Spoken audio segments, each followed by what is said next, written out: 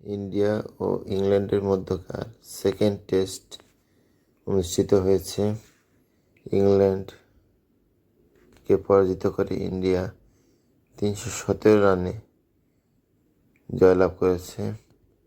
India প্রথম ইনিংসে 329 রানে অল আউট হয়, জবাবে ইংল্যান্ড প্রথম ইনিংসে 134 রান অল আউট হয়। এরপর ইন্ডিয়া সেকেন্ড ইনিংসে 286 রানে অল আউট হয়, জবাবে আজ ইংল্যান্ড সেকেন্ড ইনিংসে 164 রানে অল আউট হয়। পাকিস্তান সাউথ আফ্রিকার মধ্যকার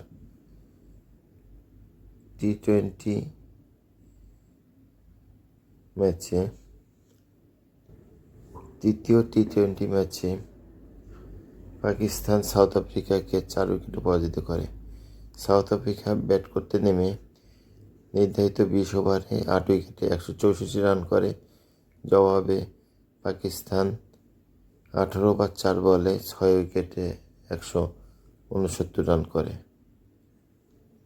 পাকিস্তানের পক্ষে সর্বোচ্চ রান করেন ক্যাপ্টেন বাবর আজম 44 রান, দ্বিতীয় সর্বোচ্চ wicketkeeper Rizwan 42 run.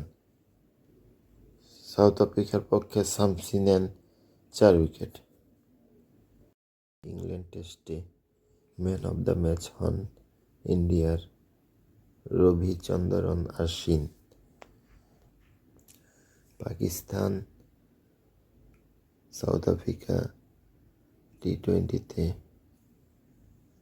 Man of the match হয়েছেন পাকিস্তানের Mohammad Nawaz. Man of the series হয়েছেন পাকিস্তানের মোহাম্মদ রিজওয়ান।